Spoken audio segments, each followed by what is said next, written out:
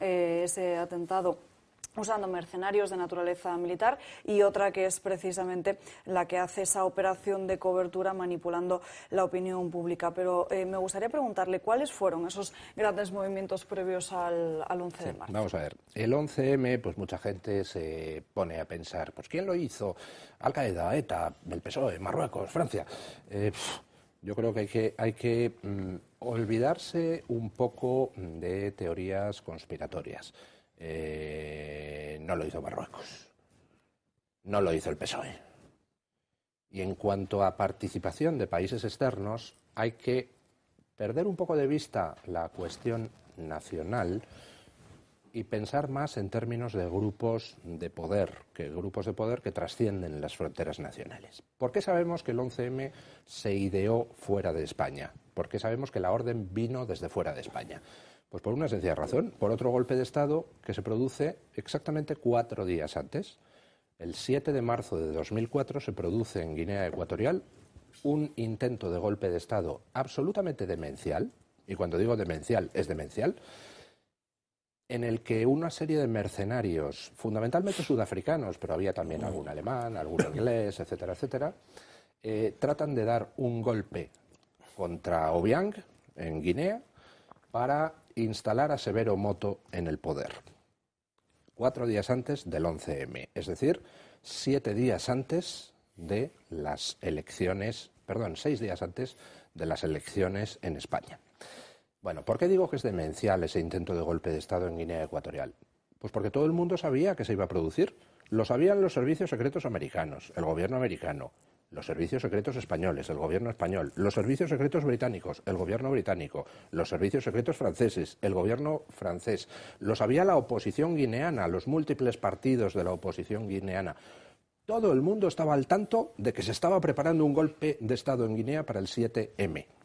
De hecho, el gobierno de Aznar llama a Obiang, porque en aquellos momentos ya nos llevábamos bien con Obiang después de una etapa de congelación de relaciones, a raíz de que Obiang hubiera recuperado las relaciones con Estados Unidos y con España, haciendo concesiones petrolíferas a empresas españolas y americanas, ya nos llevábamos bien con él, con lo cual el gobierno de Aznar, al enterarse de que está en marcha un golpe de Estado en Guinea Ecuatorial, llama al de Obiang y le dice, oye, que te van a dar un golpe de Estado, nos dicen. Y la contestación del gobierno de Obiang fue, ya lo sé, son los franceses, no te preocupes. Esa fue la contestación que dejó absolutamente estupefactos a Aznar y a su gobierno.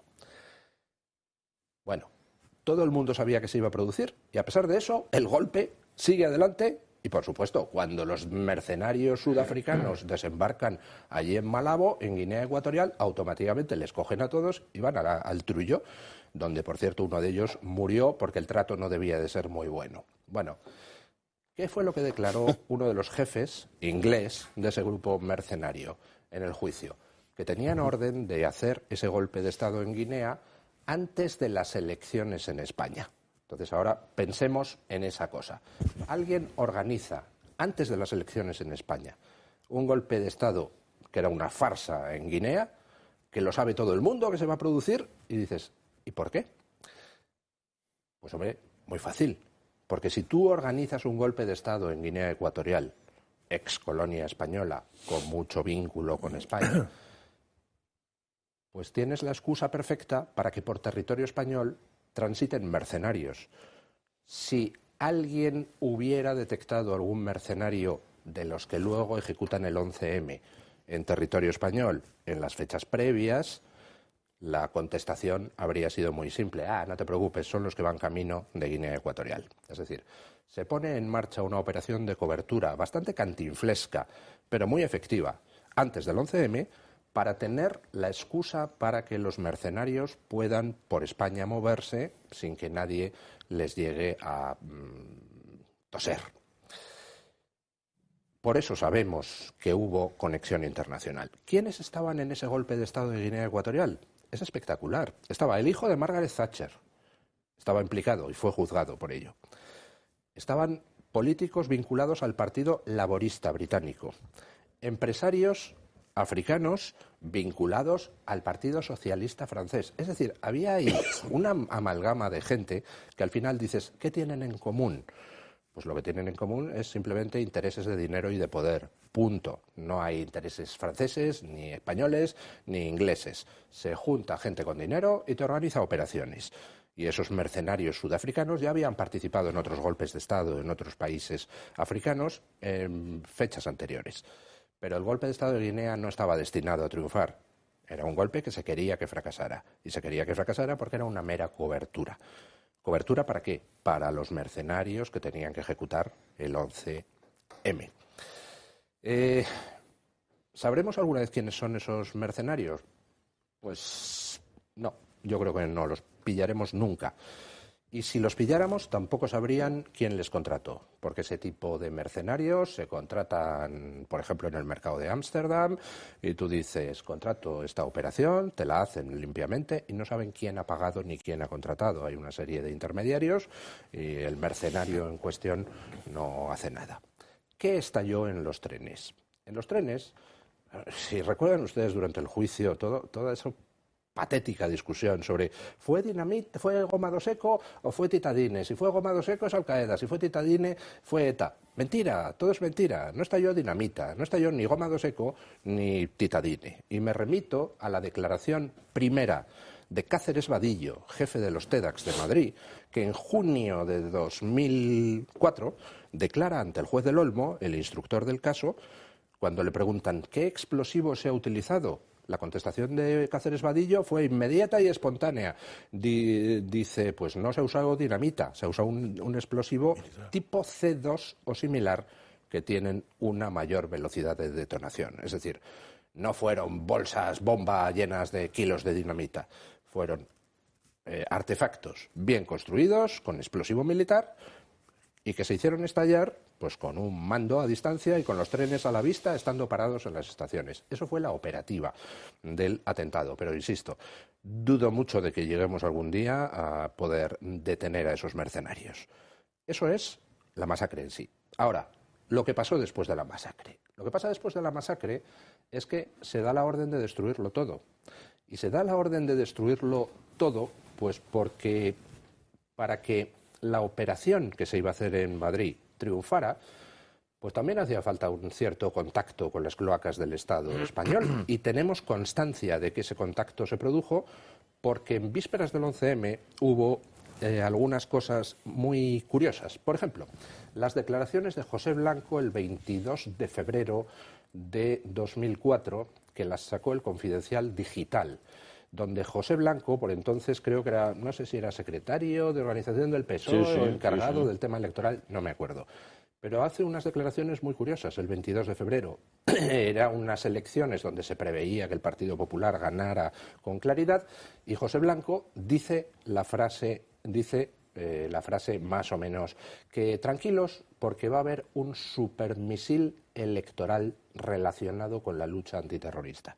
Esto lo dice José Blanco el 22 de febrero de 2004. Es decir, estamos hablando 33 días antes del 11M. Ojo, no estoy diciendo que José Blanco supiera que iba a haber un atentado, en absoluto. Pero sí que desde luego da la sensación de que alguna campana le debía de haber llegado. Que las cloacas del Estado español colaboraron en lo que es la puesta en marcha de la operación, lo sabemos positivamente por un tema, que es la famosa caravana de Cañaveras, interceptada el 29 de febrero de 2004, era año bisiesto, interceptada en Cañaveras mientras se dirigía a Madrid. Una furgoneta cargada con algo así como 200 kilos de dinamita que la policía intercepta. Y resulta que entre lo que se le encuentra a esos dos terroristas de ETA en esa furgoneta hay un mapa con el corredor de Lenares marcado con un círculo así. El corredor de Lenares donde luego estallan los trenes del 11M. Eso sabemos positivamente que eso no es una intoxicación, que es un dato real, porque lo publicó el periódico El Mundo antes del 11M. El mapa, se les ha intervenido un mapa con el corredor de Lenares, tal. Luego yo he tenido copia en la mano de ese mapa y efectivamente el mapa existe. ¿Qué quería decir ese mapa? Pues hombre, yo creo que está claro. Era una pista que se ponía sobre la mesa para que luego inmediatamente se pudiera atribuir a ETA o a una facción disidente de ETA el atentado. Eso es la típica trampa que se elabora de cara a poder dar la cobertura y la explicación posterior al atentado. Entonces, sabemos por eso que hubo contacto entre quienes diseñaron el 11M y ejecutaron el 11M y quienes dentro de las cloacas del Estado contribuyeron a las operaciones de cobertura. Y con aquella operación de cobertura de Cañaveras se produce un hecho que era inédito, que es que cuando la Guardia Civil intercepta la furgoneta de ETA en Cañaveras y se incauta de aquello, lógicamente el gobierno Aznar sale y dice, miren, ETA ha estado intentando hacer un atentado masivo en Madrid. Y automáticamente salen dos personajes curiosos, Rodríguez Ibarra y Felipe González, a la palestra a denunciar que quizá eso es una operación un poco falsa de la policía. Nunca se había dado en la historia de la lucha contra el terrorismo de ETA el caso de que alguien pusiera en duda una operación desde el gobierno contra ETA. Es la primera vez. Y yo siempre me he preguntado quién demonios le dijo a Rodríguez Ibarra y a Felipe González que salieran a decir eso, que salieran a verter dudas sobre que realmente fuera una operación de ETA lo que se había abortado en Cañaveras. Porque quien quiera que le dijera eso a Rodríguez Ibarra y a Felipe González, posiblemente le pudiéramos preguntar algo sobre el 11M, sobre por qué dio esa orden. Sería muy interesante. Pero el caso es que se produce el 11M y en ese momento, cuando se produce, nadie sabe qué demonios ha pasado. Podían haber llegado campanas de que, bueno, va a haber algo, podían haber llegado órdenes a las cloacas del Estado de, oye, haced tal o cual operación de cobertura, pero yo sinceramente pienso que nadie en España pensaba que nadie fuera capaz de matar a 200 personas en los trenes del 11M. Eso es lo que pienso. Y en ese momento se produce la masacre y todo el mundo dice, ¿qué demonios ha pasado? Y ante la duda de qué ha pasado, ante la duda de qué pruebas falsas o verdaderas han podido dejar en los trenes quienes han cometido la masacre, se da la orden de arramblar con todo, dice, ya tiraremos por donde sea y nos sacamos de la manga alguna otra cosa y construimos otra explicación. Opiniones, preguntas en el resto de la mesa. Francas. Margallo. No. José Manuel. Ahora, yo lo que puedo dar es testimonio de lo que fue mi vivencia.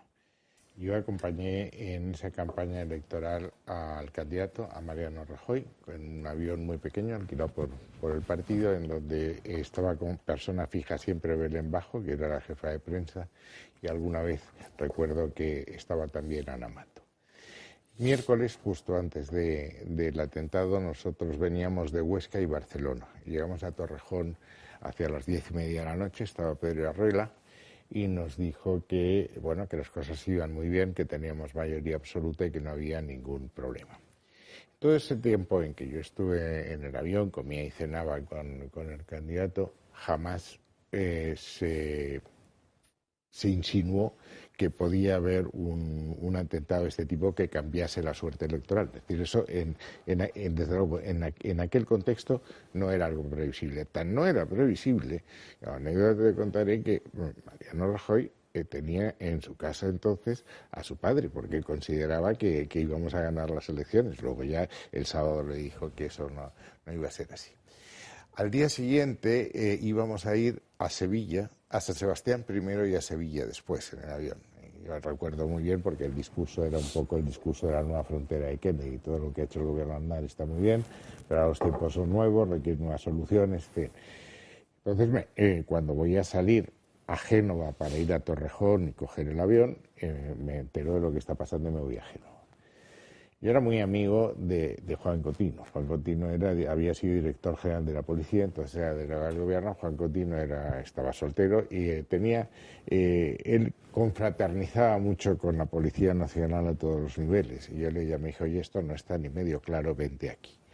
Y si hay una frase que yo reproduzco en un libro, yo creo que también en España Terra Incógnita, yo creo que a las 10 de la mañana estábamos en el despacho, estaba el candidato, Paco Villar, que era su jefe de gabinete, y Pedro Arruela. Entonces, cuando entra, yo le pregunto, ¿quién ha sido? Y entonces él me dice, ya se habían producido declaraciones de todos del Lehendakari diciendo que era ETA. Si es ETA, nos salimos del mapa, si son los moritos nos vamos a casa. Entonces, todo el día estamos comentando quién es, quién deja de ser, etcétera. Yo creo que hubo un error de comunicación ahí, yo también lo cuento en el libro. Yo le dije a Mariano Rajoy, dile al presidente Aznar que convoque al Comité de Seguimiento del Pacto Antiterrorismo y que se reúnan en Moncloa y que las decisiones las tomen todos juntos. Porque la información que nosotros tenemos de la policía es exactamente igual o incluso posiblemente menor que la que tiene el Partido Socialista Obrero Español. Luego esto, si te pones al frente de la manifestación, bueno, no se hizo así y cuando empezamos a dar más, que eso tú lo sabes mucho mejor que yo, cuando empezamos a creer que es un atentado islamista es cuando aparece una furgoneta con unas cintas coránicas. Entonces yo lo que le digo a Mariano Rajoy, digo, yo estoy convencido que esto es Al-Qaeda, y llevan mucho tiempo diciendo que van a castigar a cualquier país que intervenga en asuntos internos, y luego efectivamente hubo el atentado de Londres, y quieren que se sepa que son ellos y que ellos pueden cambiar el curso de unas elecciones. El famoso cambio de régimen, nosotros pensamos que era un cambio de gobierno. Y a partir de ahí es verdad que no comunicamos bien, es verdad que había la preocupación, como no podía ser de otra manera, del gobierno y desde luego del candidato, era la suerte de las personas, es decir, estaba habiendo muertos y heridos y había que buscar una fórmula de atenderlos. Nadie habló de eso, pero mi tesis siempre ha sido que era Al-Qaeda. Yo cuando tuve que estudiar el movimiento terrorista, lo tuve que estudiar muy a fondo porque tuve problemas con Boko Haram, con Al-Shabaab, con Al-Qaeda, con españoles secuestrados, etcétera. La filosofía de Al-Qaeda era atacar a los enemigos del Islam fuera, en sus centros neurálgicos. La teoría de ISIS era distinta, era hacer un emirato, se preocupaban de los países limítrofes, no fuera. Yo siempre quiero Al-Qaeda, decir, ustedes han intervenido en este tema, y hubo una conversación luego con Arriola más tarde. Pero Al-Qaeda no reivindicaba sus atentados. No todos. Lo que había era avisos de Bin Laden. Al-Qaeda haciendo un atentado de esa naturaleza y luego no reivindicarlo. Yo creo que nadie le atribuyó a Al-Qaeda el atentado. No hubo reivindicación de Al-Qaeda. No hubo. Pero Londres tampoco reivindicaron. ¿Quién reivindicó Londres? Nadie. Bueno. ¿Quién reivindicó Bataclan en París? Nadie. Es decir, Al-Qaeda no necesariamente reivindicaba.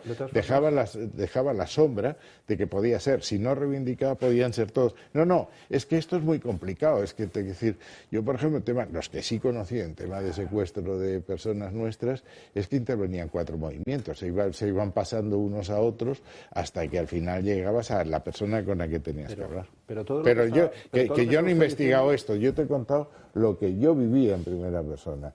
Y Juan Cotino era una persona que jamás me hubiese engañado sobre este tema. Y desde luego lo que no hubo... ¿Por qué no tuvimos tiempo de explicar aquello? Porque hubo otra conversación con Pedro Arriola, en que yo le voy a decir, pero le vuelvo a preguntar cuando ya pasó tiempo, y Pedro Arriola hablaba siempre en metáfora, como todos los comunicadores. Y entonces dijo, mi hija, que le gusta mucho el fútbol, dice que esta es la devolución de visita por haber ido a Irak. Literal. Es decir, que estos habían reaccionado. Pero te digo insisto, que yo no me lo he estudiado. Permítame que le llame la atención sobre un tema. Dígame. Está usted diciendo que su convencimiento personal el mío es que fue Al-Qaeda. Vale. Sí. Mi convencimiento personal fue que la Asociación de Ceramistas Australianos fue quien lo hizo. ¿Qué pruebas tengo de que lo hiciera? Ninguna. ¿Qué pruebas tiene usted de que lo hiciera Al-Qaeda? Pero los ceramistas no iban por ahí asesinando y poniendo bombas. Los ceramistas australianos y Al-Qaeda tenía un cierto historial. ¿Me puede decir en qué pruebas se basa para afirmarlo? Perdón, he dicho que es mi convicción personal sin ninguna prueba. Pero Bataclan fue reivindicado por el Estado Islámico. Yo creo que no, ¿eh? Sí. Bueno, pero en cualquier caso, que yo esto no lo estudié, y lo que he transmitido es cuál fue mi vivencia personal de ese tema y en las conversaciones posteriores al final era la trama yihadista. Pero no tengo ninguna prueba y no sé, los ceramistas australianos si se dedican por ahí a sacudir al personal. Me permito llamar la atención sobre... Le recomiendo a la gente que vaya a los informes de aquellos días, de las primeras semanas después de la masacre, para ver qué contaban los distintos medios y que busquen los nombres de los mandos policiales que figuraban como fuente de esas informaciones, ¿no? Y que luego cojan esos nombres de esos mandos policiales y miren a ver cuáles de ellos estaban posteriormente en aquella famosa comida donde estaban Villarejo, Dolores Delgado, Baltasar Garzón y una serie de comisarios de policía. Se sorprenderán al ver la coincidencia de algunos de los presentes en aquella cena con algunos de los que se dedicaron a intoxicar con la versión oficial del 11M en los días posteriores y no tan posteriores a la masacre. Lo que se produce a partir de la masacre es una carrera por controlar las investigaciones. Y comentaba Fernando Múgica en una intervención, creo recordar televisiva, que se produce una auténtica pelea dentro de los servicios de información entre policía, Guardia Civil, CNI, incluso dentro de distintos sectores de cada uno de ellos. Y como resultado, pues cada uno quería aportar sus cosas para controlar la investigación y como resultado no encaja nada. Hasta que en abril, aproximadamente hacia el 21, se produce una reunión, alguien da un palmetazo encima de la mesa y dice, vale ya, porque que si no, aquí va a salir un pastiche absolutamente infumable. Y a partir de ese momento se empiezan a coordinar las cosas. Pero hasta ese momento estaban desde cloacas de la Guardia Civil intentando meter sus propias pistas, desde cloacas de la policía, desde cloacas del CNI, y todo con el objetivo de poder controlar cómo fueran las investigaciones más adelante. Yo quiero hacer una pregunta porque hay algo que no entiendo. Si era una operación militar planificada por expertos que sabían lo que estaban haciendo, que se hace preceder por la detención de unos etarras que en una furgoneta llevan material explosivo y esto se intenta encubrir con un golpe de Estado en Guinea. Es decir, todo esto parece que es un entramado bastante profesional y bastante complejo. Y bueno, ¿quién dirigía eso? Porque luego lo que me choca, y es pregunta absolutamente inocente, Julio me conoce y ya sabe que en mí la malicia no existe. Todo esto es muy profesional. Fabrican una bolsa para eso ya no fue profesional, eso ya lo hacen otros. No coordinados. O sea, aquí cada uno actuaba por libre. Vamos a ver, no, cada uno actuaba por libre, no. Hay dos grupos claramente diferenciados. Quienes ejecutan el atentado, que hacen un atentado limpio y profesional, y luego quienes empiezan que también hacen lo de Guinea. Son los que ponen en marcha la operación de Guinea, sí. Bueno. Y los que tienen que ver con la furgoneta de ETA. Los que dan la orden de que se ponga en marcha esa furgoneta hacia Madrid para que pueda ser detenida. ¿Y todo eso se hace desde el gobierno o sabiéndolo el gobierno? No. O sea, el gobierno no tiene capacidad para organizar un golpe de Estado en Guinea con el hijo de Margaret Thatcher. Estamos hablando de instancias internacionales ajenas a España, con contacto con nuestras propias cloacas de los servicios de inteligencia. Sí. Bueno, sobre el golpe de Guinea te digo una anécdota y termino. Habiendo dejado yo al Ministerio, recibo una llamada de un periodista que me dice que mi jefe de gabinete ha intentado organizar un golpe de Estado en Guinea para favorecer al hermano pequeño en contra de Teodorín. Digo, yo solo he tenido dos jefes de gabinete, pero dudo mucho que mis jefes de gabinete, mientras yo voy a comer, organicen un golpe de Estado en Guinea sin contármelo. Bueno, aquello no siguió. Te quiero decir que la fantasía puede llegar a decir, pero pues, hable usted con ellos, ya no supe nunca nada más. Digo, pero vamos, a mí, que mi jefe de gabinete me organice un golpe de Estado en Guinea sin saberlo yo mientras estoy en un almuerzo, me parecía bastante pintoresco. Pero decir que teorías hay muchas, pero vamos, yo... pregúntale al hijo de Margaret Thatcher. Se nos está yendo un poquito. Que yo no lo sé, que no lo he Fue juzgado en Sudáfrica y le hicieron medio millón de euros de multa, 4 años de prisión al hijo de Thatcher, Mark Thatcher. Sí. Y abundo en la fantasía, porque me he acordado de una cosa que he comentado cuando estábamos a micrófono cerrado. Yo tengo un amigo que es escritor, bueno, ha empezado a escribir, fundamentalmente es inspector de Hacienda, que era muy amigo de Fernando Múgica, y a raíz de hablar con Fernando Múgica sacó un libro que se titula Madrid, oscura trama de un jueves siniestro, que creo que está agotado, pero no, sí está agotado. Y donde abunda en la tesis, y supongo que Fernando tenía algo que ver, de que era un tema internacional y fundamentalmente económico. Yo no he dudado nunca que sea internacional. De conseguir un cambio de gobierno en España para que no se firmaran un tipo de cosas económicas. Puede ser imaginación, pero está claro que ahí en ningún momento habla de la autoría de ETA ni Jihad Islámica, nada. Habla de una cosa, lo mismo que dices tú, profesional, pero igual le pone mucha imaginación porque él pretende hacer una novela. Pero a mí me chocó mucho. Solo una observación. El atentado no tenía por objeto un cambio de gobierno en España.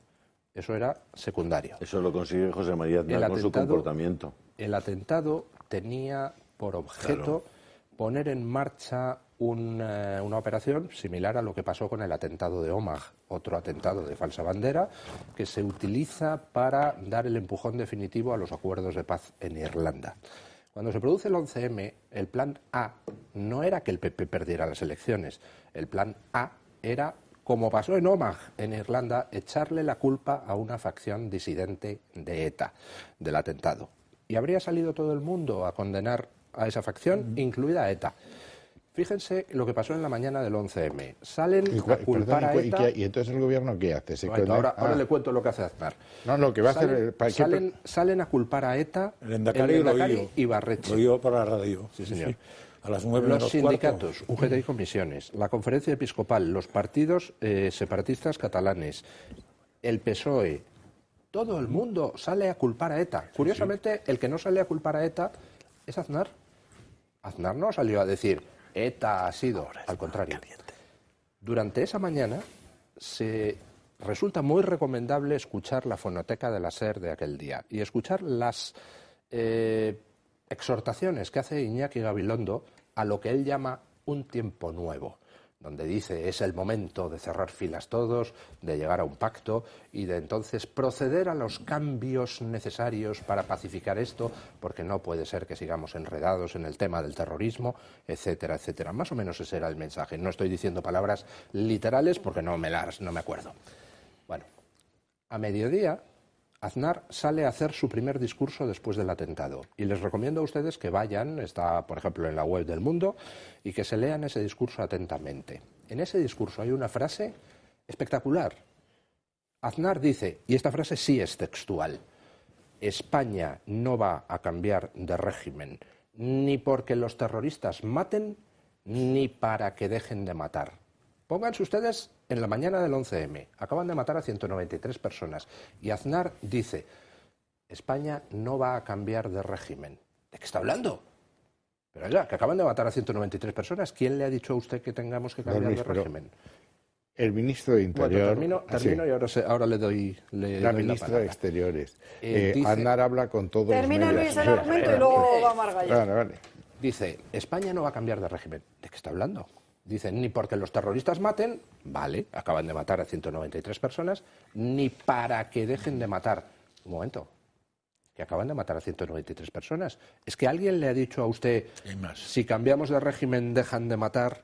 Es decir, ¿alguien le ha hecho a usted un planteamiento como el del atentado de Omagh? Pues muy posiblemente. No tengo corroboración de que eso fuera así, pero da la sensación de que Aznar estaba respondiendo a un ofrecimiento. ¿Y qué pasó después de que Aznar salga a decir eso? Pues que esa tarde todos los que estaban diciendo por la mañana que era ETA pasan a decir que eran los islamistas. Y entonces aparece una cinta de canciones árabes comprada en un mercadillo, en una furgoneta, en Alcalá, y dicen, ha sido Al-Qaeda. Y a partir de ese momento aparece la mochila de Vallecas esa noche. Se han destruido los trenes, pero aquí tenemos otra prueba del caso. Entonces, a partir de ahí, empiezan las indagaciones y 2 días después se detiene a un moro en plena jornada de reflexión. Un segundo solo, como he citado un libro, quiero citar a la autoría que lo he citado. Es Antonio Huertas, Abolafía. No sé quién es. No, vamos, lo que sí puedo decir es que esa mañana, insisto en que yo estaba en Génova, y el contacto del candidato que no se movió de Génova con Moncloa era total, y salió el ministro de Interior, que era Aparicio. Salió el portavoz, que era Eduardo Zaplana, la ministra de Exteriores, que cursó telegramas a las distintas embajadas y a Naciones Unidas, etcétera, instando a que, es decir, todo el mundo salió en esa época a decir que era ETA. Aznar es probable que no lo dijese, pero desde luego todo su gobierno lo dijo y todos estábamos convencidos en las primeras horas que era así. Y he leído, eso no lo sé, que Aznar llamó personalmente a todos los medios de comunicación, que todos publicaron que era ETA, con una excepción que fue La Vanguardia. Pero que Aznar estaba convencido a primera hora que era ETA, no le quepa la menor duda. Es decir, que se tardase en reaccionar cuando había otras pistas hasta que aparece el ministro de Interior, se lo recuerdo muy bien, y dice que sin descartar la pista ETA se ha abierto otra pista de investigación. Pero vamos, que Aznar probablemente no hablase hasta el mediodía, de acuerdo, pero que todo el gobierno tenía instrucciones y todos estábamos convencidos de que era ETA y efectivamente el Lehendakari y yo también. Cuando iba hacia la feria de muestras, oí el Lehendakari. De todos modos, una cosa que pasó muy pronto por la mañana o a mediodía es que el gobierno reaccionó muy rápido frente a las víctimas, dando una serie de ayudas, etcétera. Es que eso era lo que yo incluso dije, caray, esta vez sí que han cogido el toro por los cuernos sin entrar en nada, pues han declarado un poco lo que ha pasado ahora en Valencia con el edificio quemado. O sea que inmediatamente el gobierno, eso me chocó para positivo. Es que eso era la prioridad. Ya está.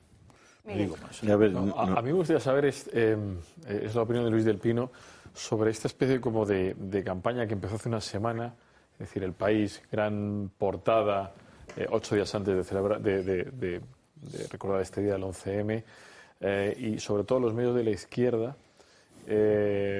desvirtuando o poniendo manifiesto que todo fue un montaje, o sea, que el famoso teoría de la conspiración que era toda falsa y que esto fue todo eso fue una invención calenturienta de mentes, ¿no? Una mentira del PP. ¿Qué opinas de eso? Es decir, ¿por qué los medios de izquierda se lanzan de repente 20 años después a decir todo eso es mentira, toda esa conspiración es mentira? ¿Qué opino de que los mismos medios de izquierda que calificaban de bulo antes del 14 de marzo de 2020 que hiciera falta mascarillas para protegerse del coronavirus, que los mismos que llamaban bulo a eso llamen bulo a las dudas sobre la versión oficial del 11M? ¿Qué opino? Pues hombre, que hay gente que se gana la vida de forma bastante poco honesta. ¿Qué quiere usted que le diga?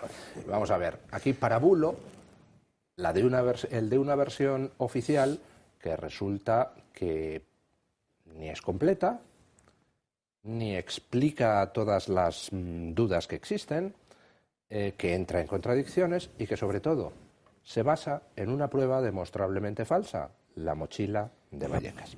Si se va usted a la web del País, verá usted que en la web del País se ha atizado a muchos de los investigadores que investigaban el 11M. Se ha tratado de acusarles de, fíjate, se ha equivocado en esto, fíjate, se ha equivocado en esto otro. A Fernando Múgica lo crucificaron, al pobre, porque se equivocó en 2 chorraditas dentro de una panoplia de informaciones inmensa. ¿Sabe usted cuántas veces me ha citado a mí la web del País en 20 años para tratar de desmontar una sola de mis afirmaciones? ¡Ninguna! Jamás me han citado. Y llevo 20 años, he publicado cientos de artículos sobre el 11M. Yo tengo en Twitter una cuenta desde el año 2011, donde hablo de lo que me da la gana, entre otras cosas del 11M. Jamás he tenido que borrar un tuit, nunca. Yo las cosas que publico, las publico. Y si alguien quiere contradecirme, le invito a contradecirme. Oiga, yo publiqué en el año 2008 una entrevista con Carmen Baladía, donde Carmen Baladía, que fue la médico forense que coordinó todas las autopsias a las víctimas del 11M, lo declaró textualmente: ni tuercas, ni clavos, ni tornillos. No había metralla en ninguno de los 191 cadáveres. Eso lo publiqué en el año 2008. ¿Es una información interesante? Hombre, vamos, se cae todo el sumario, o sea, más interés no podía tener. ¿Sabe usted cuántos medios de comunicación se hicieron eco de aquella información que yo saqué en Libertad Digital? Ninguno se hizo eco, ni el más mínimo de aquella información. Y cuando Carmen Baladía, 2 años después, ratificó en sede judicial lo que a mí me había dicho en una entrevista a cámara, ¿sabe usted qué hicieron con la causa principal del 11M? Lo lógico es que después de que la forense lo testifique, hubieran reabierto la causa. Pues no lo hicieron. Y a las pobres víctimas del atentado del 11M, que habían denunciado a mandos policiales por falsificación de pruebas, las marearon, las hicieron todo tipo de juego sucio judicial, pero con algunos episodios realmente repugnantes, como por ejemplo presentar querellas preemptivas para que así se quedara con la cosa un determinado juez, que luego resulta, por cierto, que tenía conexiones con el proceso separatista, y entonces gracias a eso pues se archivó la causa finalmente contra mandos policiales por falsificación de pruebas. Bueno, asqueroso realmente lo que hicieron con las víctimas, hasta que tiraron la toalla. Pero vamos, el 11M es una basura, la instrucción del sumario es una basura, el juicio del 11M, y vergüenza le debería dar a aquellos que participaron tanto en la instrucción del sumario como en el juicio. Y bueno, pues en fin, me ahorraré algún calificativo sobre alguna persona concreta, pero baste decir que si en un país normal